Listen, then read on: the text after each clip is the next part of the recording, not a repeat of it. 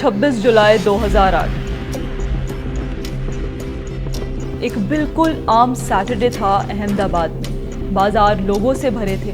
Families weekend enjoy कर रही थी। बच्चे स्कूल से घर लौट रहे थे। शहर अपनी यूजुअल रिदम में था। और फिर सिर्फ 70 मिनट के अंदर ये नॉर्मलिसी तबाह हो गई।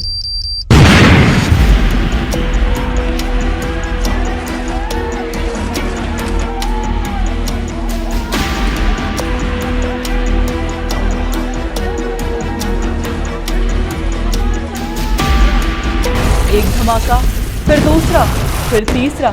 जब तक ये दहशत खत्म हुई, अहमदाबाद में 21 बॉम्ब ब्लास्ट हो चुके। 56 लोग मारे गए, 200 से ज्यादा जख्मी हुए। आज इस हादसे को देखिए, पूरे 18 साल हो चुके हैं, लेकिन क्या जख्म भर पाए हैं? और क्या इंसाफ मिल पाया है?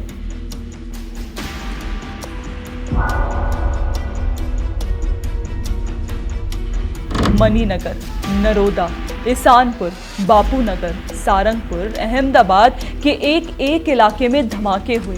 शहर एक बैटलफील्ड बन गया था। लेकिन इस साजिश का सबसे खौफनाक हिस्सा कहीं और था। सिविल हॉस्पिटल और एलजी हॉस्पिटल के बाहर आतंकवादियों ने पहले से ही जान लिया था कि पहले ब्लास्ट के बाद जख्मियों को यहीं लाया जाएगा। इसीलिए उन्होंने हॉस्पिटल के बाहर खड़ी गाड़ियों में भी बॉम्ब छुपा दिए थे। पहला ब्लास्ट कैजुअलिटीज क्रिएट करता, दूसरा ब्लास्ट उन डॉक्टर्स, पुलिस और रिलेटिव्स को निशाना बनाता जो जान बचाने पहुंचे थे। ये सिर्फ टेररिज्म नहीं था, ये सोच समझकर की गई क्रूरता थी। जांच को सहाय करने के लिए एक प्रिंसिपल सेक्रेटरी होम की अध्यक्षता में कमेटी बनाई है, जो भारत सरकार और बाकी की राज्य सरकारें जहां जहां पर ये घटनाएं हुई हैं उनके संपर्क में रह के हमारी जो इन्वेस्टिगेशन टीम है उसको मार्गदर्शन करेगी।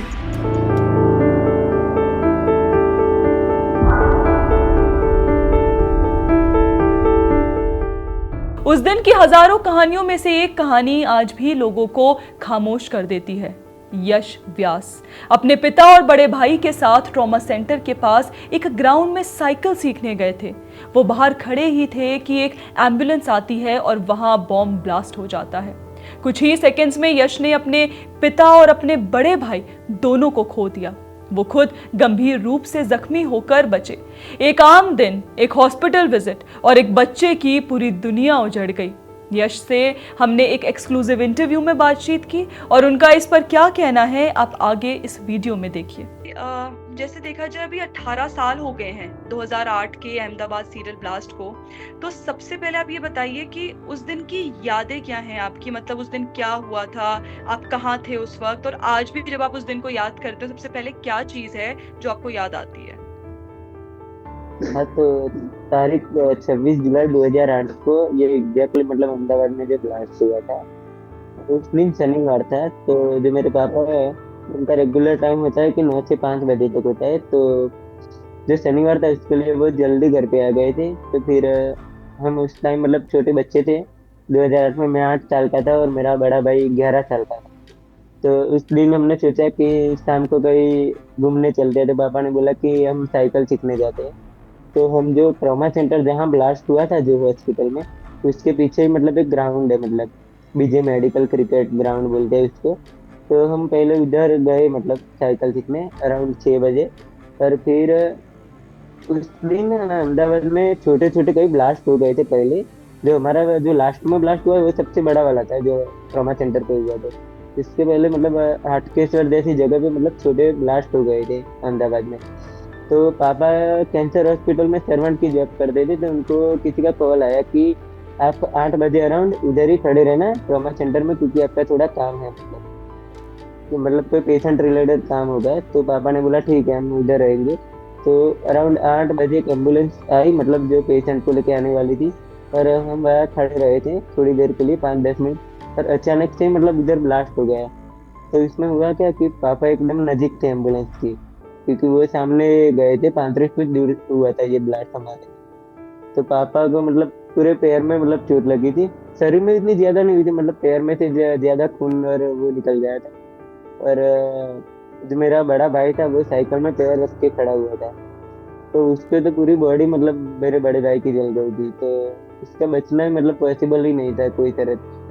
पर मैं जो था तो मैं ब्लास्ट में ऐसे ही खड़ा था, तो पीछे पलट कर मैं थोड़ा भागने लगा, तो मेरे को आगे की बॉडी पे कोई नुकसान नहीं है, लेकिन पीछे पीठ में और उधर मेरा पूरा बॉडी मतलब चल गया है।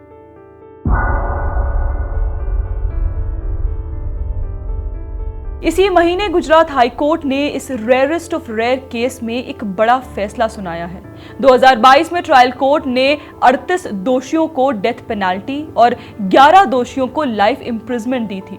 हाई कोर्ट ने इस सजा को बरकरार रखा है।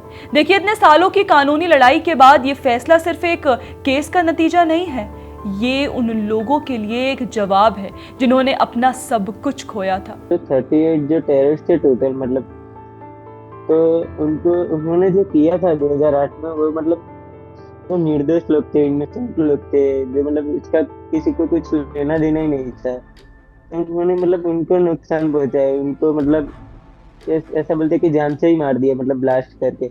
हमारे परिवार में से भी 2 लोग चले गए, पापा और मेरा बड़ा भाई। तो ये मतलब ये जो उन्होंने किया था, उनके हिसाब से उनको जरूर मतलब फांसी की सजा तो मिलनी चाहिए। जो गवर्नमेंट ने जो भी मतलब डिसीजन लिया है तो वो सही लिया है, मतलब कि उनको फांसी होनी चाहिए। देखिए, इन्वेस्टिगेशन में सामने आया था कि इन सीरियल ब्लास्ट के पीछे इंडियन मुजाहिदीन का हाथ था, एक banned Islamist terror organisation.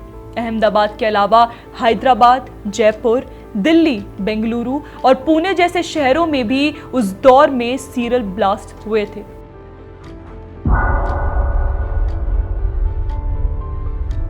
Ahmedabad कोई आइसोलेटेड ट्रेजेडी नहीं थी। मिड 2000 से लेकर अर्ली 2010 तक इंडिया एक जैसे ही खौफ के साइकिल में फंसा हुआ था।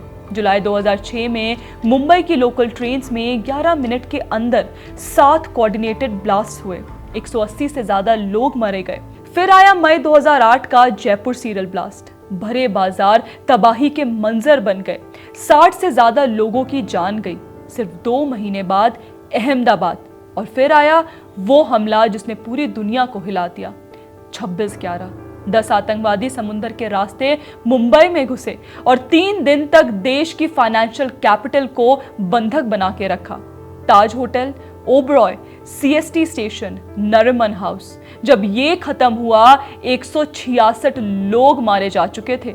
पर इसी बीच हमारे समाज में कुछ ऐसे भी तत्व थे जिन्होंने इन हर एक टेररिस्ट अटैक को ग्लोरीफाई किया। ये लोग जो कर रहे हैं मतलब जो आतंकवादी लोग की मतलब कोई भी जनता को ऐसे मार देते हैं, निर्दोष लोग होते हैं जो मतलब जिसकी कोई गलती नहीं होती, उधर भी वो लोग मतलब ब्लास्ट करके ऐसा मतलब हत्या कर देते हैं। वो बहुत गलत बात है ना, क्योंकि उनकी कोई गलती नहीं थी। जैसे कि इधर हुआ था अहमदाबाद में, लगभग 56 लोग मारे गए थे उस दिन। 2 और 3 दिन में ही 56 लोगों को मारा दिया गया था। तो उनकी कोई गलती नहीं होने के बावजूद भी उन लोगों ने मार दिया था। तो मेरा कहना है यही है कि उन लोगों को भी जब हम उन लोगों को फाइन करें तो उनको मतलब सजा देनी चाहिए, कड़क से कड़क उनके सामने कार्रवाई करनी चाहिए, और उनको मतलब हो सके तो फांसी की सजा ही देनी चाहिए। मैं तो ऐसा ही मानता हूँ। मतलब जो लोग ऐसा भी सोचते हैं कि मतलब वो आतंकवाद नहीं है, लेकिन उनको पता भी है कि वो आतंकवादी है और वो जस्टिफाई करते हैं कि वो आतंकवादी नहीं है, तो उनका मतलब यही हुआ कि वो भी मतलब आतंकवादी जैसे ही कैटेगरी में आते हैं, क्योंकि उनको पता है, फिर भी वो लोग जस्टिफाई करते हैं। तो वो तो गलत बात हुई ना, क्योंकि उनको अभी तक पता नहीं है कि जब किसी के पे होता है, जैसे कि हमारे पे हुआ है, जैसे ये 56 लोगों पे हुआ है जो घर के लोग चले गए, तो जब खुद पे होता है तब उनको पता चलता है कि क्या होता है। वरना तो ये मतलब सोचा जाए तो अगर जस्टिफाई करते हैं तो वो भी मतलब आतंकवाद जैसे ही कैटेगरी में आ सकते हैं, वो लोग भी है।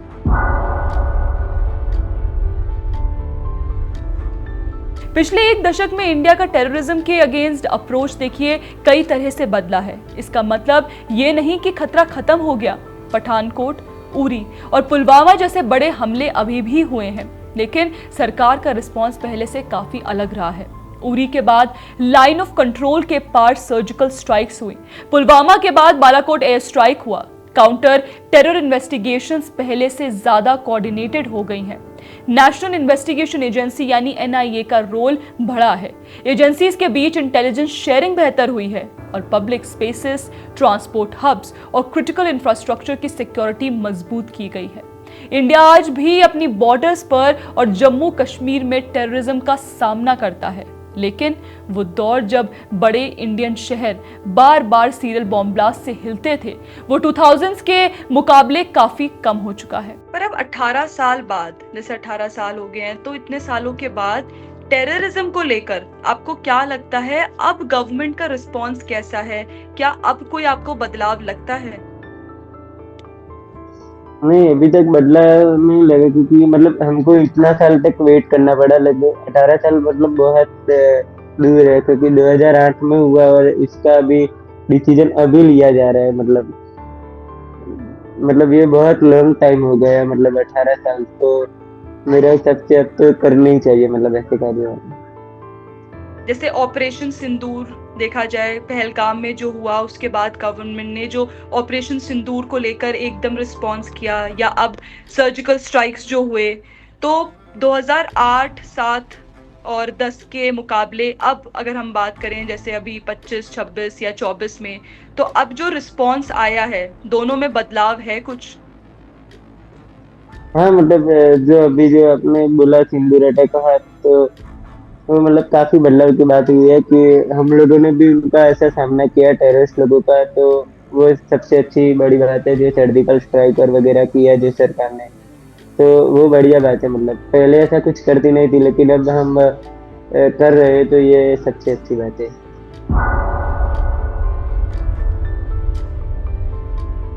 दोस्तों, यश व्यास सिर्फ एक ब्लास्ट के गवाह नहीं थे, वो एक पल में अपने पिता और बड़े भाई दोनों को खोने वाले बेटे और भाई थे। ऐसे दुख के बाद जिंदगी दोबारा खड़ी करना आसान काम नहीं होता। उस दिन जब ये ब्लास्ट हुआ था, तो आप भी एक विक्टिम नहीं थे। मतलब देखा जाए, आपने अपने पिताजी को, अपने भाई दोनों को एक ही पल में खोया। तो देखा जाए, इतने बड़े दुख के बाद जिंदगी को दोबारा संभालना, आगे बढ़ना, वो आपके लिए कितना मुश्किल था? मतलब किस चीज ने आपको हिम्मत दी आगे बढ़ने की? हाँ, तो मतलब इस टाइम क्या था कि घर पे मम्मी जी, दादी माँ मेरी थी, बड़े भैया और पापा ही थे। तो मतलब सारा घर का जो ध्यान है वो पापा के ही था, क्योंकि पापा ही अकेले जॉब करते थे। तो अचानक पापा चले गए और बड़ा भाई भी चला गया, तो सबसे पहले मुश्किल तो मम्मी पे आ गई थी, क्योंकि मतलब एक दिन में ही मतलब ये दो लोग अपने घर से चले गए, तो ऐसा नुकसान हुआ। फिर मम्मी ने पापा की जगह जॉब करना चालू कर दिया। तो शुरुआत में बहुत मुश्किल आती थी, क्योंकि तब मैं छोटा था और देखभाल करने के लिए भी कोई था नहीं, सिर्फ दादी माँ ही थी। तो मतलब धीरे धीरे मतलब सब कवर हो गया, ऐसा बोल सकते हैं। क्योंकि शुरुआत के जो 2-3 साल थे, मतलब पापा अचानक चले गए, भाई चला गया, तो मतलब वो बहुत दुख भरे था। जब हम पढ़ते हैं कि 56 लोग मरे थे, तो ये सिर्फ एक नंबर लगता है, लेकिन हर नंबर के पीछे एक परिवार था, एक माँ बाप, एक भाई, एक फ्यूचर जो अचानक खत्म हो गया। कोई भी फैसला एक पिता को वापस नहीं ला सकता, कोई भी सजा एक भाई की जगह नहीं ले सकती, कोई भी कोर्ट रूम उस शाम के ट्रॉमा को मिटा नहीं सकता, लेकिन इंसाफ का एक दूसरा मतलब भी होता है। ये हर विक्टिम को बताता है कि देश नहीं भूला। जैसे आखिरी सवाल भी मेरा यही था कि 26 जुलाई 2008 के जो भी शहीद हैं, जो भी सर्वाइवर्स हैं, उनको याद करते हुए हर भारतीय के लिए आपका क्या एक संदेश रहेगा? मतलब उस दिन को सब जितने भी लोग मरे गए, मतलब जो भी मतलब टेररिस्ट में के हिसाब से बॉम्ब ब्लास्ट में, मतलब कई सारे लोग अभी तक तो जो ताज होटल पे सोचे, अहमदाबाद में ब्लास्ट हुआ है वो सोचे। तो मेरे को यही है कि जो भी मतलब मारे गए, उनको आत्मा को शांति मिलनी चाहिए। और उनको ये डिसीजन ले रहे हैं जो सरकार अभी ये फांसी देने वाला है, तो वो एकदम सही डिसीजन ले रहे हैं। मेरा तो मानना यही है, क्योंकि उनकी वजह से ही मतलब जो लोग हैं जो मरे गए, उनको आत्मा को शांति मिलेगी, मतलब ऐसा है। थैंक यू यश, मेरी पूरी सहानुभूति आपके साथ है। आप स्ट्रॉन्ग रहिए, स्ट्रॉन्ग रहकर आप काफ़ी अच्छे से आपने बात करी, अपनी बात हमारे दर्शकों तक भी पहुंचाई, जो कि बहुत ज़रूरी है क्योंकि आप उस इंसिडेंट के एक लाइव विटनेस थे। तो थैंक यू सो मच अपना वक्त निकालने के लिए, थैंक यू हमारे चैनल पर आने के लिए। और ये हर आतंकवादी को बताता है कि वक्त कभी अकाउंटेबिलिटी मिटा नहीं सकता, क्योंकि जब एक राष्ट्र अपने विक्टिम्स को याद रखता है, उन्हें इंसाफ दिलाता है और कानून आखिर उन तक पहुंच जाता है, तो ये संदेश सिर्फ एक कोर्टरूम तक सीमित नहीं रहता। बेकसूर भारतीय का खून इंसाफ पाने में सालों ले सकता है, लेकिन वो कभी भुलाया नहीं जाएगा। जय हिंद।